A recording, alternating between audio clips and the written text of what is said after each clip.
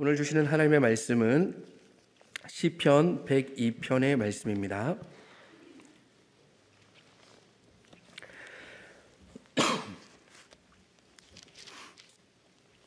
구약성경 875쪽쯤에 있습니다. 시편 102편 1절로 28절 말씀입니다. 제가 봉독하겠습니다.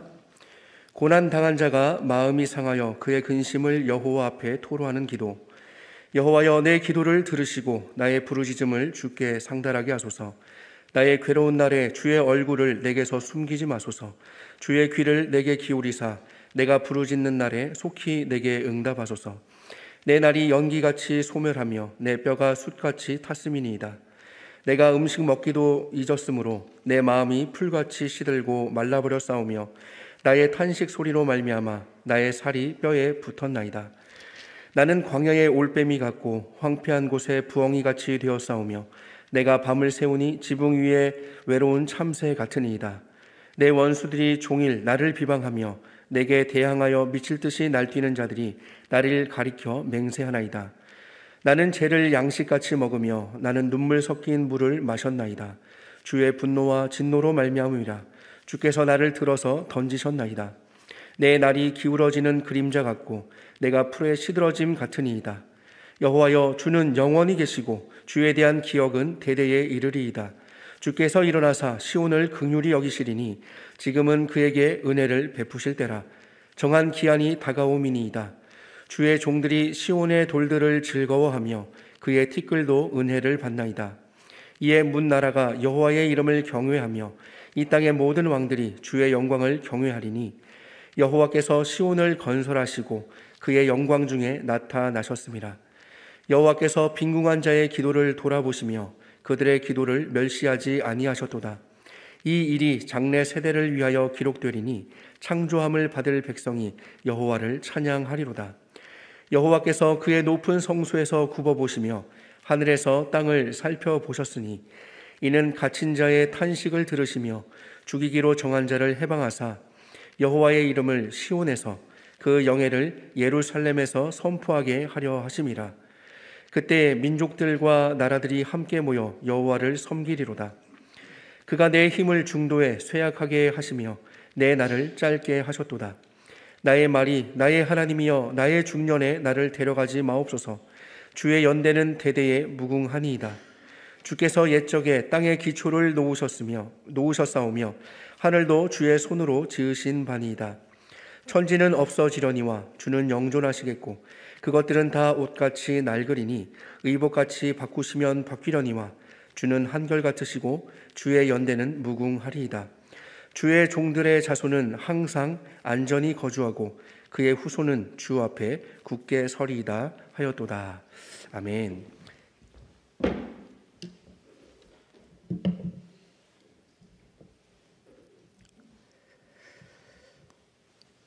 요즘 뉴스를 보니 금값이 많이 올랐습니다. 여러분 혹시 알고 계신가요? 그러면서 금은 어떻게 만들어질까 궁금했습니다. 검색을 해보니 금을 재련하는 전체 과정을 담은 영상을 찾을 수가 있었습니다.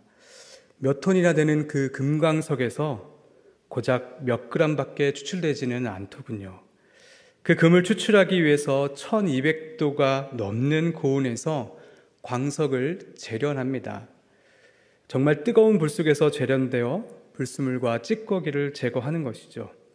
그렇게 금이 만들어지고 이 금을 더 정금과 같이 만들기 위해서 몇 번이고 고온에서 재련합니다.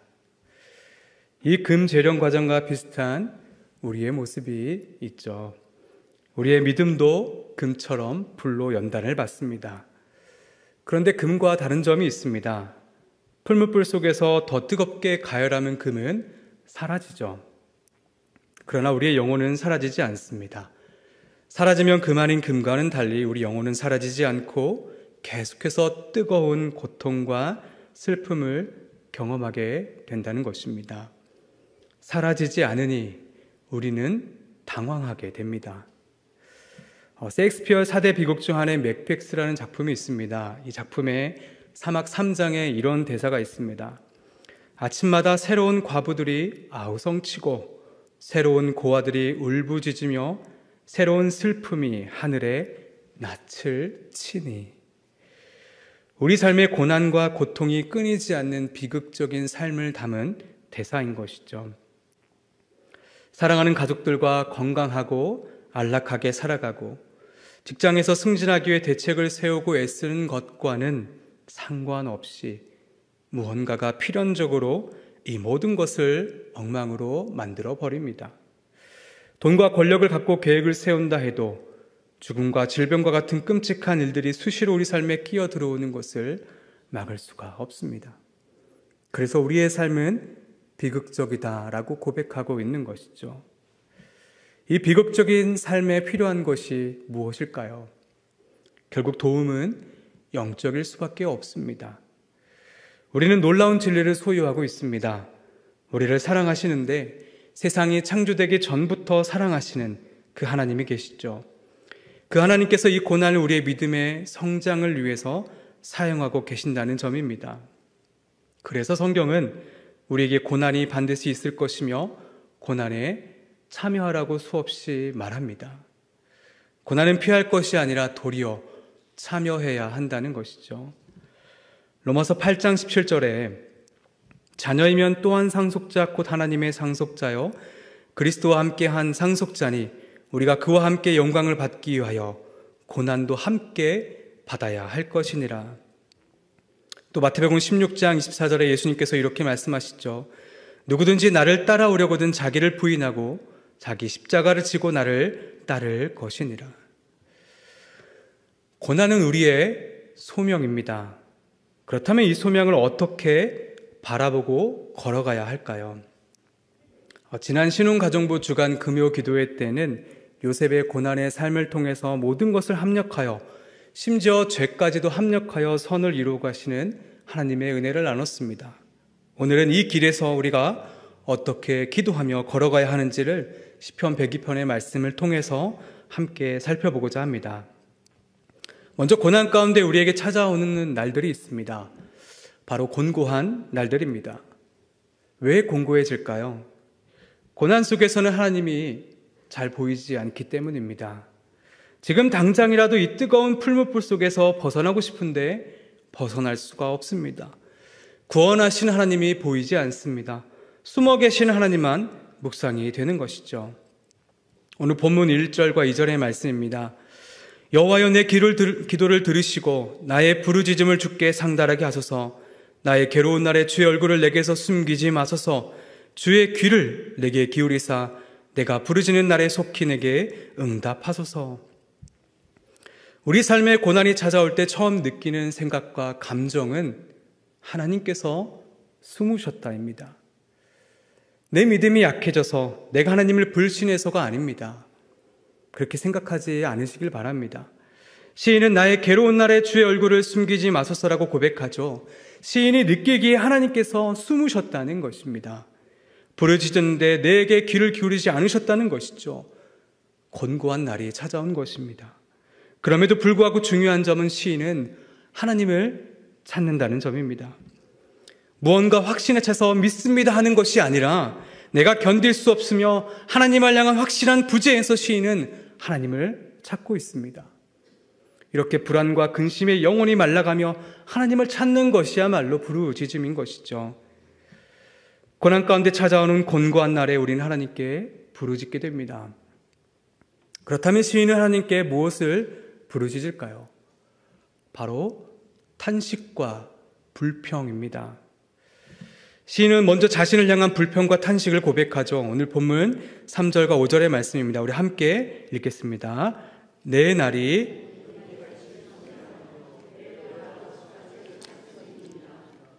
내가 음식 먹기도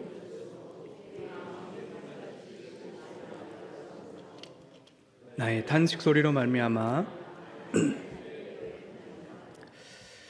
뜨거운 고온에서 펄펄 끓여지는 금처럼 자신도 풀무불 속에 타버려 자신의 날이 연기처럼 날아가 버렸습니다.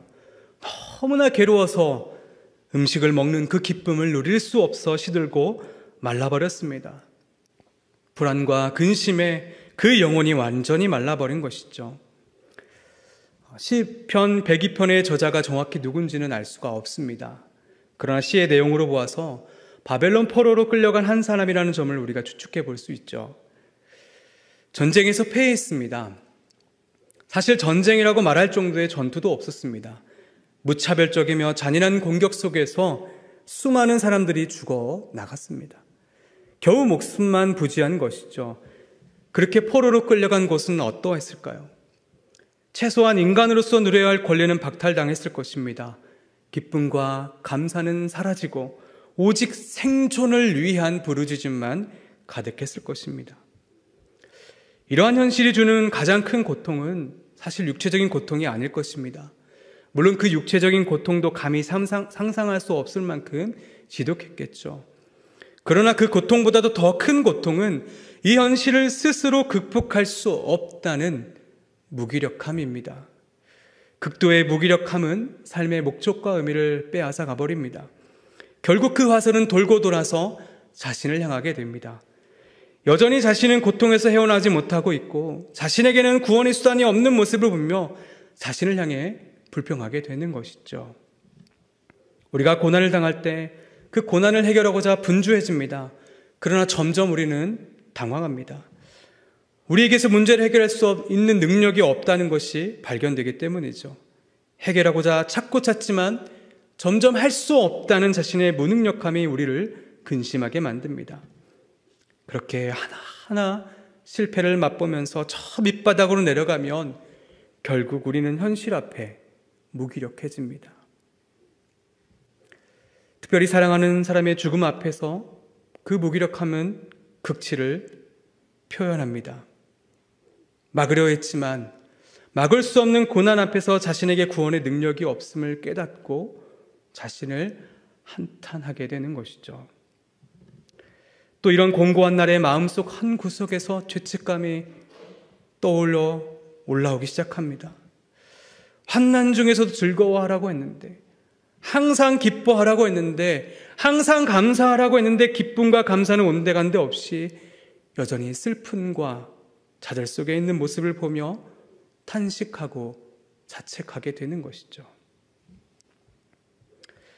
이어서 시인은 자신의 원수를 향한 불평과 탄식을 쏟아냅니다. 오늘 본문 6절과 8절의 말씀인데요. 나는 광야의 올빼비 같고 황폐한 곳에 부엉이 같이 되었사오며 내가 밤을 새우니 지붕 위에 외로운 참새 같으니이다. 내 원수들이 종일 나를 비방하며 내게 대항하여 미칠 듯이 날뛰는 자들이 나를 가리켜 맹세하나이다. 시인은 원수들로 인하여 고립되었습니다. 척박하고 삭막한 광야의 올빼미가 되었고 폐허가 된 땅의 부엉이가 되었습니다. 어두운 밤을 홀로 외로이 보내는 새가 된 것이죠. 성경에서 새는 약함의 상징입니다.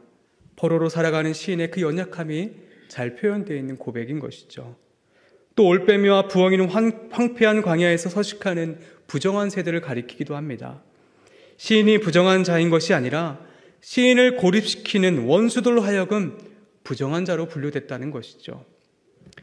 베드로전서 2장 12절 말씀을 보게 되면 신자들이 이방인들 중에서 선한 행실을 보이지만 그 이방인들은 신자들을 향해 악행하는 자라고 비방합니다. 바벨론 사회에서 포로는 부정한 자로 분류된 것이죠. 심지어 원수들은 종일 시인을 비방합니다. 외롭고 고독한 시인의 처소에서 들리는 것은 오직 원수들의 비방 소리뿐인 것이죠. 우리는 이렇게 타인으로 인하여 고난을 경험할 때가 있습니다. 라이논드 리버라는 분이 쓰신 도덕적인 인간, 비도덕적인 사회라는 책이 있습니다. 개인 한 사람 한 사람을 보면 도덕적이지만 그 개인이 모여서 집단을 이루면 비도덕적이 되어버린다는 그 내용이죠. 무슨 말입니까? 어떤 집단이 되면 그 집단이 정한 기준이 선이 됩니다. 집단이 정한 기준이 사회가 요구하는 선과 부합하고 합하면 참 다행이지만 그러나 집단을 위해 정한 선이 사회가 요구하는 선과 충돌될 때 문제가 발생하는 것이죠. 부정함이 선이 되기도 하고 불의가 정의가 되기도 합니다. 신자인 우리들은 이러한 집단의 부도덕적인 요구에 반응하지 않고 저항하려고 합니다. 그러다 보니 공동체 안에서 고립되는 것이죠. 광야의 올빼미처럼 황폐한 곳의 부엉이처럼 살아가게 되는 것입니다. 심지어 우리가 속한 집단에서 불성실한 자로 낙인 찍히게 됩니다. 우리 안에 있는 구별은, 우리 안에 있는 거룩은 세상에서는 눈의 가시가 되어 그들의 양심을 찌르게 됩니다. 그래서 신자들의 거룩함을 세상은 싫어하는 것이죠. 이러한 고립과 비방하는 말들은 우리 가슴을 깊이 뾰족하게 찌릅니다. 내가 사랑하는 직장에서, 내가 사랑하는 공동체에서 외톨이가 되어 너무나 괴로운 하루하루를 보내게 되는 것이죠. 여기서 우리가 조금 주의해야 할 점이 있습니다. 원수의 기준이 무엇인지를 반드시 생각해야 한다는 점이죠. 단순히 나를 괴롭히는 사람들이 원수인가, 악인인가, 이 점을 분명하게 생각해 봐야 한다는 것입니다. 본문 8절에 비방하며 라는 단어가 있습니다. 이 단어의 용례를 살펴보면 하나님을 모욕하거나 하나님을 믿는 자들을 모욕할 때 사용됩니다. 원수는 단순히 우리를 괴롭히는 자들을 가리키지 않습니다.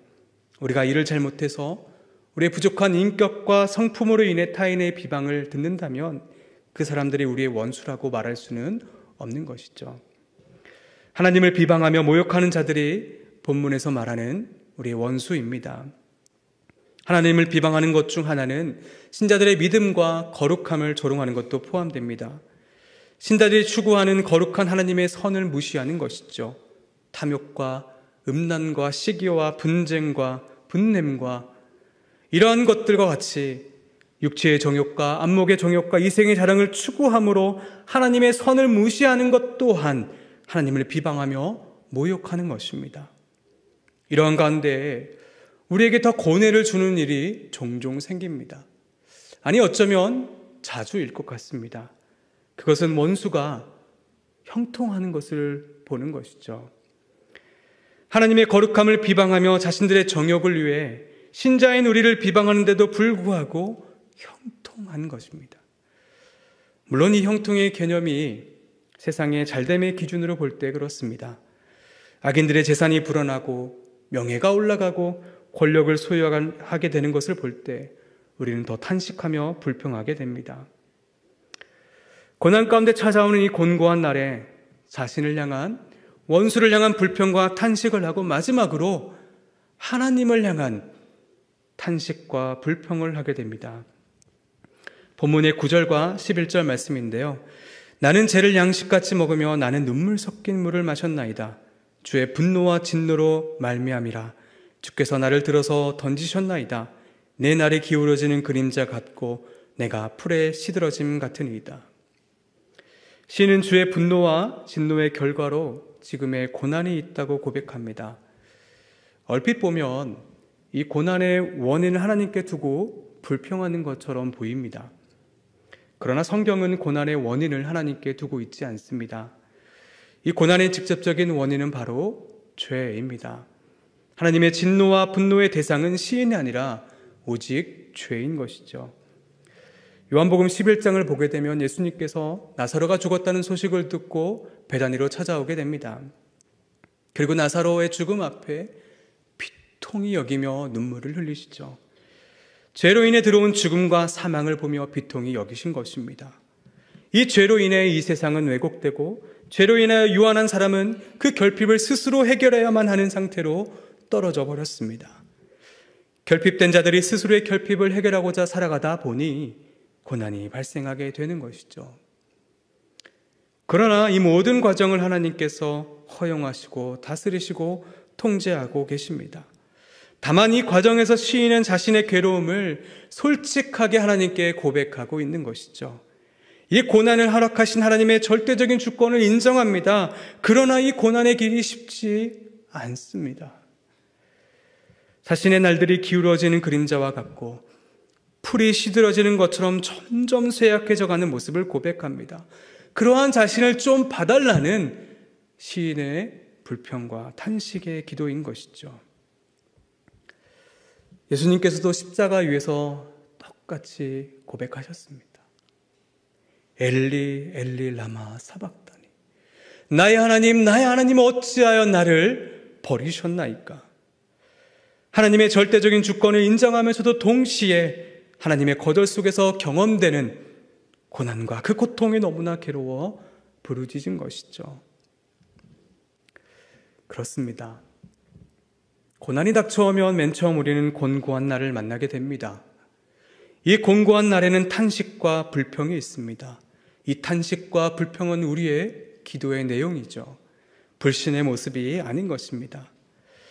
우리는 하나님이 아닌 다른 것들로부터 위로받기를 거절합니다.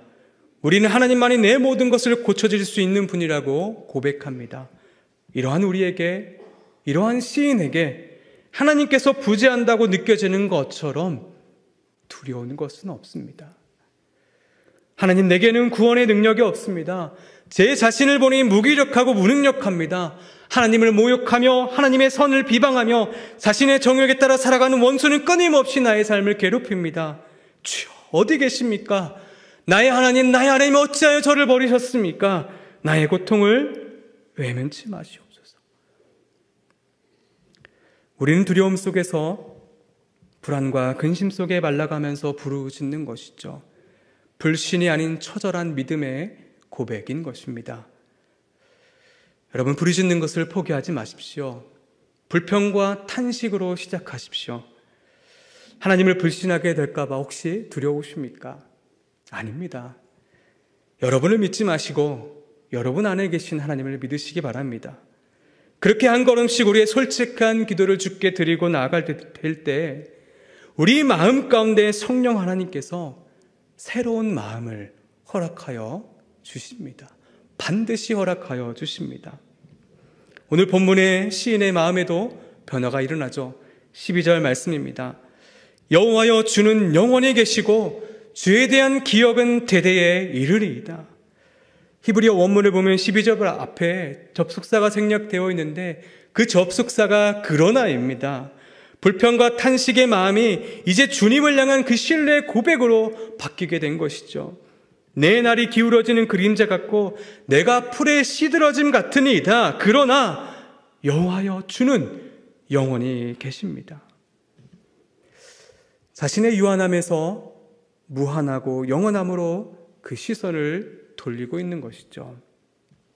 그리고 13절에 이렇게 고백합니다. 주께서 일어나사 시온을 긍휼히 여기시리니 지금은 그에게 은혜를 베푸실 때라. 정한 기한이 다가오미니이다. 주께서 일어나실 것이고 시온을 긍휼히 여기실 때가 올 것인데 그때가 바로 지금입니다. 주께서 정한 계절이 지금이 오니 은혜를 허락하여 주시옵소서. 주님을 향한 신뢰와 간구의 고백을 동시에 드리고 있는 것이죠. 또 14절 16절 말씀을 보겠습니다. 주의 종들이 시온의 돌들을 즐거워하며 그의 티끌도 은혜를 받나이다. 이에 문나라가 여호와 이름을 경외하며 이 땅의 모든 왕들이 주의 영광을 경외하리니 여호와께서 시온을 건설하시고 그의 영광 중에 나타나셨습니다. 24절 앞에는 진실로 확실히 단언컨대라는 표현이 담겨져 있습니다. 시인은 맹목적으로 주를 신뢰하는 것이 아닙니다. 주의 종들이 시온의 돌들을 즐거워했었던 그 과거의 일을 기억하고 있습니다. 주님, 시온의 성전이 세워졌을 때 모든 백성들이 기뻐했던 그때를 기억합니다. 하나님의 은혜를 기억합니다. 하나님께서 영원하시되 그 은혜도 영원합니다. 남은 자들의 시온의 티끌에게 이제 은혜를 베푸실 것입니다. 그래서 이방 나라와 모든 왕들의 주의 이름을 두려워하게 하게 될 것이라고 고백한 것이죠. 또 17절 18절 말씀을 보면 여호와께서 빈궁한 자의 기도를 돌아보시며 그들의 기도를 멸시하지 아니하셨도다. 이 일이 장래 세대를 위하여 기록되니 창점을 받을 백성이 여호와를 찬양하리로다. 또 시인은 하나님께서 가난한 자의 기도를 돌아보셨던 일을 기억하죠. 그 기도를 멸시하지 않았던 하나님을 기억합니다. 주를 향한 이 기억을 토대로 다시금 자신의 마음을 굳건하게 세우고 있는 것이죠. 이제 주께서 회복시키실 것이며 이 일이 기록될 것이고 창조된 백성들이 여호와를 찬양하게 될 것이라고 확신하고 있습니다. 왜냐하면 시인 자신도 기록된 말씀을 읽고 들었고 지금 이렇게 하나님을 기억하고 찬양하고 있기 때문이죠. 이와 똑같이 자신과 남은 자들의 구원이 기록될 것이고 후대의 백성들이 찬양할 것이라고 확신하고 있는 것입니다. 왜 그렇습니까? 이 세상의 모든 것들은 시들어 썩어 없어지지만 그러나 하나님은 영원히 존재하시는 분이기 때문입니다. 19절 22절에 시인은 하나님의 응답을 확신하는 고백을 드립니다. 19절 앞에도 진실로 확실히 단언컨대라는 표현이 담겨져 있습니다. 19절 말씀이죠. 여호와께서 그의 높은 성수에서 굽어보시며 하늘에서 땅을 살펴보셨으니 이는 갇힌 자의 탄식을 들으시며 죽이기로 정한 자를 해방하사. 거룩히 높은 곳에서 바라보셨고 땅을 주목하셨고 해방하셨습니다. 그 시인은 과거의 기억을 떠올리면서 그 기억을 토대로 응답을 확신하고 있는 것입니다. 그리고 21절 22절에 여호와 이름을 시온에서 그 영예를 예루살렘에서 선포하게 하라 하심이라. 그때의 민족들과 나라들이 함께 모여 여호와를 섬기리로다, 여호와를 예배하리로다 라고 고백합니다. 시인은 구원과 회복을 확신하고 있습니다. 고난의 한복판에서 얼마나 긴 시간을 곤고한 날로 보냈을까요? 이 곤고한 날에 시인은 불평과 탄식의 고백을 주께 드렸습니다. 그러나 시인의 마음의 변화가 일어난 것이죠. 지금까지 시인 자신뿐만 아니라 온 이스라엘을 이끄시고 구원해 주시는 하나님을 기억합니다. 그 기억을 토대로 시인은 그리고가 아닌 그러나를 붙잡게 된 것이죠. 사랑하는 성도 여러분, 우리는 고난 가운데 무엇을 기억하며 따라가야 할까요? 히브리서 2장 1절에 이렇게 고백합니다. 그러므로 우리가 들은 것에 더욱 유념함으로 우리가 흘러 떠내려가지 않도록 함이 마땅하니라. 또 히브리서 3장 1절에 그러므로 함께 하늘에 부르심을 받은 거룩한 형제들아, 우리가 믿는 도리의 사도이시며 대제사장이신 예수를 깊이 생각하라. 바로 예수 그리스도의 복음입니다. 예수 그리스도의 복음을 알기 전에 우리의 삶이 어떠했습니까? 물론 지금도 힘들지만 알기 전에는 너무나도 비참했습니다. 지금 신자가 당하는 그 고난과는 비교할 수 없는 비참함이죠. 우리는 죄 가운데 태어나 하나님의 말씀을 행할 수 없는 존재였습니다. 행하면 살리라라고 말씀하셨는데 이 세상에 그 누구도 모든 율법을 행할 수 있는 사람이 없는 것이죠. 그리고 우리들의 죄값의 무게는 어떻습니까? 유한한 것이 아니라 무한하고 영원합니다. 왜냐하면 우리 죄의 대상이 하나님이시기 때문이죠. 유한한 우리가 무한함과 영원함을 감당할 수 없습니다. 그 누구도 그래서 스스로 구원에 이를 수 없는 상태인 것이죠. 그런 우리에게 참 하나님이신 예수님께서 사람의 몸과 영혼을 취하심으로 이 땅에 참 사람으로 오셨습니다. 거짓 없는 참 사람이신 예수님께서 온 율법을 순종하심으로 율법을 완성하시고 의를 이루셨습니다. 우리가 성령 하나님의 도우심으로 예수 그리스도를 믿어 연합하게 되면 이 의를 전해받게 되는 것이죠. 아무런 조건 없이 주신 믿음의 선물 때문에 의롭다 여겨지게 되는 것입니다. 그렇게 우리는 행하면 살리라라는 말씀에 응해져서 영원한 생명을 소유하게 된 것이죠. 그리고 무한하고 영원한 참 하나님이신 예수님께서 십자가에서 우리들의 무한하고 영원한 죄값을 단번에 해결해 주셨습니다. 시인이 하나님을 기억했던 것처럼 우리도 예수 그리스도의 복음을 기억해야 합니다. 이 복음의 높이와 깊이와 너비와 길이를 생각하고 또 생각해요. 기억해야 하는 것이죠. 또 예수 그리스도의 복음을 기억하면서 우리가 유념해야 하는 것이 있습니다. 우리는 예수 그리스도의 길을 따라가는 자들이 되었다는 것입니다.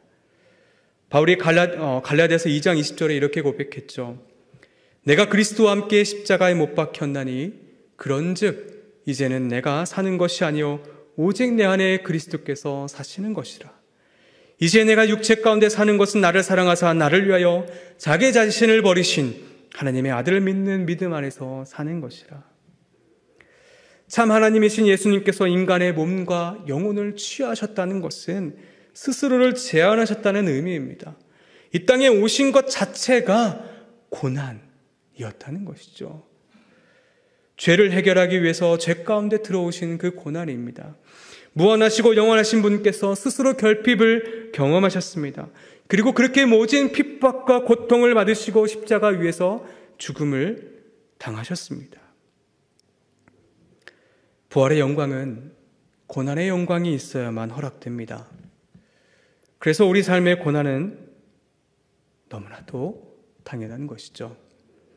그러나 신자의 고난은 세상 사람들과 다릅니다. 우리에게 있어 고난은 소명이기 때문입니다.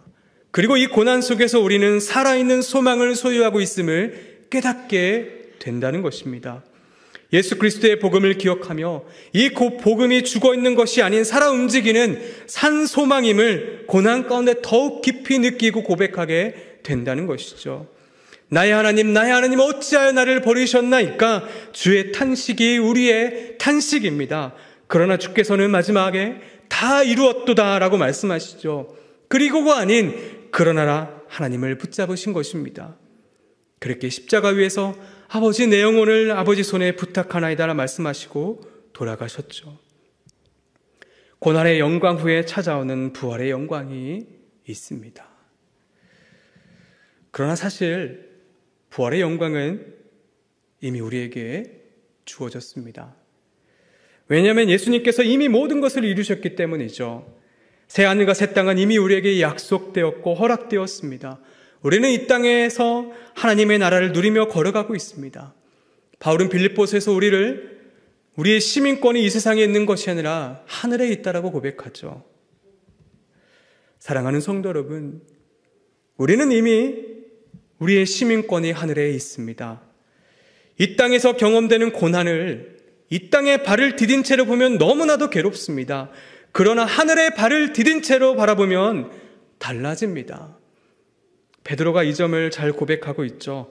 베드로전서 3장 22절과 4절 1절의 말씀인데요. 예수 그리스도는 하늘에 오르사 하나님 우편에 계시니 천사들과 권세들과 능력들이 그에게 복종하느니라. 그러므로 그리스도께서 이미 육체의 고난을 받으셨으니 너희도 같은 마음으로 갑옷을 입으라. 이는 육체의 고난을 받은 자는 죄를 그쳤음이니. 베드로는 그리스도의 승천과 승리의 소식을 먼저 고백하고 이어서 고난에 대한 권면을 하고 있습니다. 우리가 이 땅에서 겪는 고난에 대해서 이 땅에 서서 바라보지 말고 하늘에서부터 내려보라는 그러한 관점을 가져야 한다는 그런 베드로의 고백인 것이죠. 이 땅의 고난을 영광의 자리에서 바라보라는 의미입니다. 고난으로 부르셨다고 해서 지금의 고난을 마치 고행이나 수행하는 것처럼 생각해서는 안 되죠. 우리는 이미 하늘에 오른 자로서 승리를 확정한 자로서 고난을 바라봐야 합니다. 우리는 이미 예수 그리스도로 말미암아 승리했고 승리자의 면류관을 받았습니다. 이 진리는 절대 변하지 않습니다. 승리자로서 이 땅의 고난을 하나하나 감내하는 것과 승리할 것을 바라보며 감내하는 것과는 하늘과 땅 차이인 것이죠. 이제 말씀을 정리하겠습니다. 사랑하는 성도 여러분, 고난 가운데 걸어가고 계신 분이 계십니까? 곤고한 날들이 계속되고 계십니까? 도전을 드리겠습니다. 불평과 탄식의 기도를 드리십시오. 우리의 괴로움을, 어려움을 주께 솔직하게 토로하십시오. 아니, 그렇게 탄식하며 불평했는데도 이유를 모르겠습니다.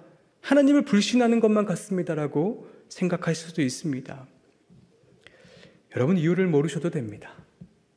우리의 부르짖음과 탄식은 불신이 아니라 분명한 것은 오히려 하나님을 찾고자 하는 우리의 갈망이며 그 믿음의 방증인 것이죠. C.S. 루이스라는 분이 이런 말을 했습니다. 주여, 이제는 당신이 왜 대답하지 않으셨는지 압니다. 당신 자신이 대답이기 때문입니다. 모든 질문은 당신 얼굴 앞에서 사라져버립니다. 다른 무슨 대답을 들은들 만족할 수 있습니까? 우리의 불평과 탄식 가운데 하나님께서 고난의 이유에 대해서 말씀하시지 않겠지만 한 가지 확실하게 우리에게 말씀하시는 것은 내가 너의 지극히 큰 상급이라는 것입니다. 예수 그리스도의 복음을 기억나게 하시며 모든 것을 주관하신 하나님을 향한 신뢰를 우리 안에 회복시키시며 붙들어 주실 것입니다. 그리고 우리 앞에 있는 고난을 이 땅이 아니라 하늘에 서서 바라보며 이 인생의 경주, 믿음의 경주를 끝까지 완주하게 될 것이라는 것이죠. 마지막으로 오늘 본문 25절과 28절의 말씀을 읽고 마치겠습니다. 함께 25절부터 주의 말씀을 받겠습니다.